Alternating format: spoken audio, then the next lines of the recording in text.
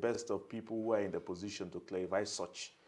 Today, I have in the studio someone you will be interested to know. Before I go to the name that captures him completely, that you'll be able to know him, let me first of all introduce to you what we shall be discussing. One of the ministries that was founded for a specific function of generating revenue in this country is the Mines and Steels Ministry. It was set up in the year 1985 by the government to see to a rapid change, in the revenue generation in the country. I will come back to that when I'm about to start asking my questions. I want you to meet my guest in the house in person of Honorable Minister Alhaj Abubakar Bawa Bwari, who is a graduate from Ahmadu Bello University, ABU, where he had his degree and also his master's degree in regional and urban settlement. That was what he got in his degree and also in his master's degree. I have him in the studio today. He's a former House of Representative member from 1999 to 2007. He was also a governorship aspirant under Defunct Action Congress, where he contested for the position of the governor of Niger State. And today we are so fortuitous to have him in our midst, the Honorable Minister of State for Steels and Mines. Welcome to the studio, sir. Thank you very much, and thank you for having me. Thank you very much. Before I start asking him some questions, I must tell you that it's going to be a very interesting section. Just get a chair and sit. You really need to sit. Sir, we've had lots of information about the mining when it was established by the government to formulate policy, provide information and knowledge to enhance investment, regulate operations in the solid mineral sector, and generating appropriate revenue for the government. And in the mining sectors, we have almost 11 parastatals under the mining sector. Our staff also goes from 761, including 363 staff that are working with the Nigerian Geological Survey, and we have some 29 staff members in the unit directly under the permanent secretary, who is the head of administration, while you are the head of the political leadership there. So, firstly, why was this particular ministry set up? What was the purpose of the creation of this ministry, sir? Well, thank you very much. Thank you for having me. I think I have to give a little background to what the mining sector is all about and why the ministry was set up. Nigeria before now was known as a mining destination. Yes, sir. And mining started in Nigeria around 1903. So before independence. Yeah, we're mining tin and columbite in Jos and coal in Enugu. So when you look at the railway systems that are existing, the narrow gauge, it has to do with the mining activities then during the colonial period. So coal was discovered, tin and columbite was discovered, and the mainstay of the Nigerian economy then was the mining. But with the discovery of oil, we ignored mining activities. Attention then shifted to oil and gas. Easy money. The other thing that really discouraged mining activities was the indigenization policy in 1977 by then the Obasanjo administration. And most of the miners couldn't cope. They had to go to other mining destinations that were more attractive. Outside of Nigeria? Yes. And the Nigerians that were left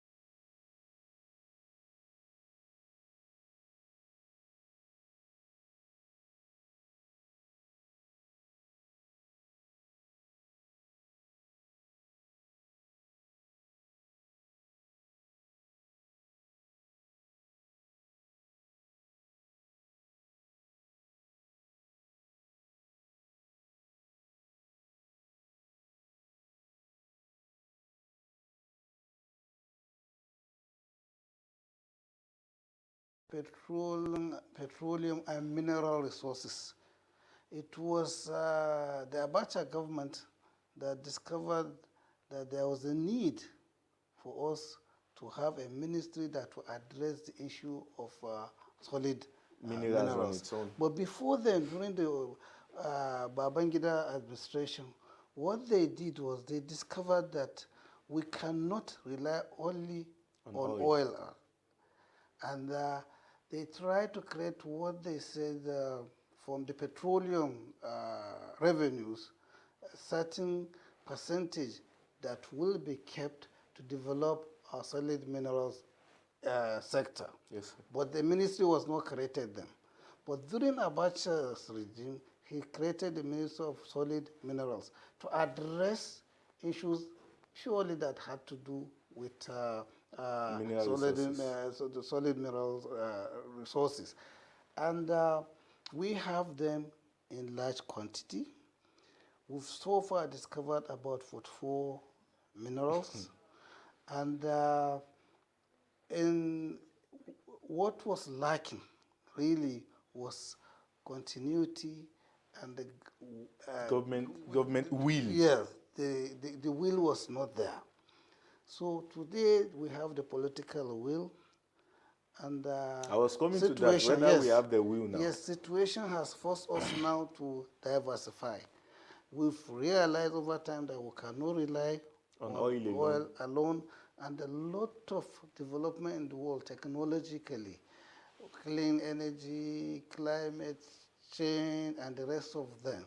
A lot of things that are happening in the world now has forced us to start thinking of other areas. And where are the other areas? We are thinking of agriculture, we are thinking of the mineral sector, and so on. So this government, realizing the challenges we are facing the oil and gas, now has shifted attention into the mining sector. But this is a sector that you cannot forget where we are coming from. We were a mining destination. With time, we shifted to oil and gas. So for us, mining is not new. But what is new is the renewed attention now to the mining sector. Because even when there was no ministry, mining activities were still going on smoothly, but not at the level that you really appreciate what was going on or its addition to the GDP and so on. Now we want to change that perception that Nigeria is only oil and gas destination. Nigeria can also be a mining destination. That's what this government is trying to do.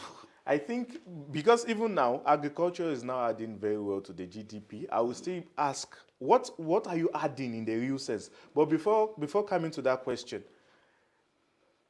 going into mining is capital intensive, and it is not something you can do like agriculture and you harvest after a while. I was just coming to that. I heard the present governor of Ekiti State, who was the former minister, in one of his town hall meetings in some states here in Nigeria, he mentioned lots of investment that were going in that 2015. All these investment that were going into the mining sector, now what have they yielded? Good. That's why I said we have to know where we are coming from, what we met, and what we are doing. Yes, sir. When we were appointed ministers, me and my colleague, Dr. Fayemi, we came to a ministry that was almost in a comatose. And those things that will make mining activities active weren't there at all. There was lack of data, there was lack of infrastructure, there was no really capacity. The morale of even the staff was down, the funding was poor, and so on. So what we did was to bring all the stakeholders together look at the challenges based on the mandate given to us. Yes. And the mandate was to increase The GDP. yes, its contribution to GDP, ensure that mining is done in the best standard practices, because what we are seeing in Zamfara then, the lead poison and the rest of them Yes, was sir. nothing that any responsible government would not really proud of. accept. So, and to create jobs, opportunities for Nigerians. So when we sat down with them and discovered that almost every local government has one mineral or the other, we thought this is a real sector that if attention is given, there will be these opportunities for Nigerians to work and contribute their own quota to our national development. So what we did was to develop a roadmap, identify the challenges, take them one by one to address them. We started, and so far we've done appreciably well. We are not there yet, but I believe a lot has happened, because when you look at the number of licenses now that has been people, issued. yes, and you look at the activities in the mining sector, and you look at what we've been able to discover, and you look at the renewed attention from the international investors in Nigeria now, we are trying to build confidence, and for you to build confidence, mining is about data. Is the information there? What are the minerals that are there? In what quantity? In what quality? Are they in commercial value? And so on. These are some of the things government have been addressing. And for us, government has done very well to us, because before we came in, it's very important to know this, funding was very, very low. In fact, the budget to the mining sector was just 1 billion, and one could hardly, the ministry could hardly access 300 million. Naira. So when That's we came preposterous. in, it went up to 7 billion. The World Bank came in. They are now giving us a support of $150 million. The government, through the Natural Resources Fund, that Natural Resources Fund was meant to be funds that will develop the agri sector, the water resources, and mineral resources. Since that fund was established, not a penny ever went to the mineral sector until this government came and they gave us 30 billion. And it's the 30 billion now that we're able now to buy vehicles for our field officers, start monitoring activities of what was happening in the sector. So when you look at the mining sector, it's such a big thing. And our ministry is just a small ministry that we really need the capacity. Less than 1,000 staff. So let me just give you an example of some of the things people don't seem to appreciate. You'll be saying a lot of illegal mining is going on in the country and so on. We need to monitor, we need to stop them and so on. When you look at our staff strength, imagine just 1 or 2 mining officers per state. And you expect them to supervise and monitor. So when you look at it and compare it to the number of police in the state, and they are still not yet to curb crime. And you want a mining officer who is just holding a biro and a paper to stop mining activities. Maybe I think there's a clarification I need now. Yes. The clarification is, the mining ministry, are you just supposed to form policies to supervise, monitor, or you are like the oil whereby the government owns refinery and things like that? Or you are just supposed to make the place attractive for investors, or you are also supposed to be generating money directly by yourself? For you to know this mining sector, 1 or 2 hours will not be enough for us. But let me see if I can cover some of the issues, the questions that are common. Yes, Before now, we were like them. We had the Mining Corporation of Nigeria. We had the Coal Corporation of Nigeria. And the Mining Corporation of Nigeria, what they were doing then is to do exploration works and also mine. They were mining at least tin and columbite. They were mining limestone. Coal? Coal was the mining coal corporation of Nigeria. So when you go to the southeast, you see a lot of activities and our coal mines that have been abandoned. What happened was the privatization policy that came in. They sold, they gave it to the BPE to sell, the Mining Corporation Yes, of Nigeria, and the Coal Corporation of was sold out also. was also given to the BPE to sell out. And there were a lot of licenses that were owned by them. There are a lot of joint ventures they've gone into. The Mercury steel production that they were doing in Jos. We had railway in Kano, a lot of Jakora in Kogi, and there are a lot of things that were going on. And don't forget that these mining activities really is not just about the minerals, we're also talking of steel, where the Jakarta things comes in. And that's why I'm saying there are so many things that one have to say. But let me put you through in a way, maybe it will guide you and help you in some of the questions you ask. So what we've been able to do is, look, if you look at our mining sector, we have 44 minerals. And which ones do we have comparative advantages so far based on the exploration work and the data we have? One, we say gold. We're talking of barite. We're talking of iron ore, limestone, gemstones like the sapphire, you know, and recently nickel, lithium, copper. All these are minerals that are available in Nigeria. In commercial quantity. Yes, but we still need to do more. So what government is trying to do is, no, our mining should not be at this level of artisanal and small-scale mining. Let's bring in bigger investors, just like you have the Chevron, the Total, and the rest of Shell in the oil sector.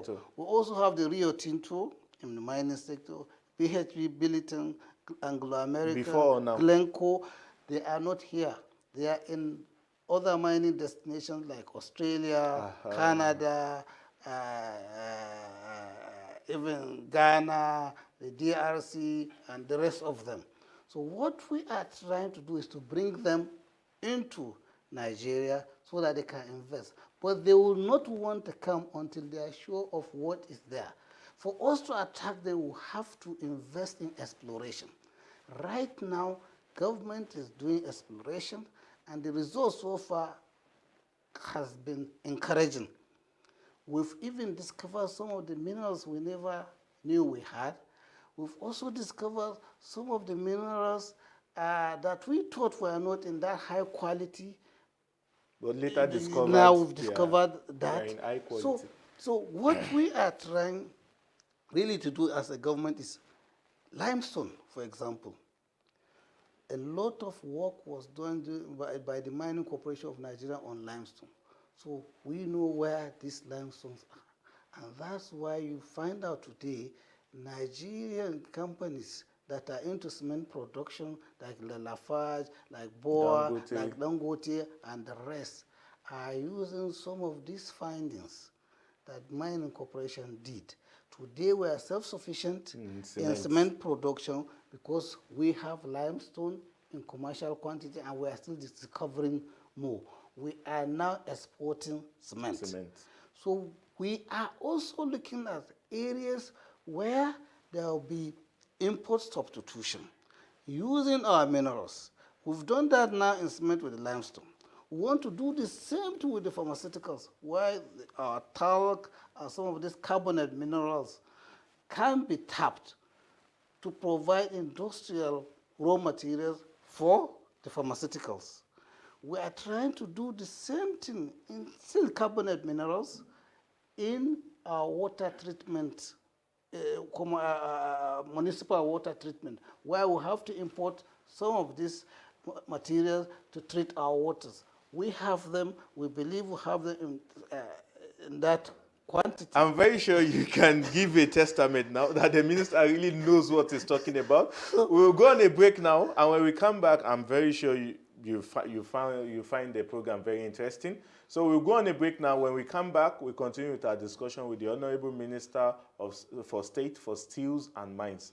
Thank you. The Nexus providing clarity. Mines and steel development. Mines.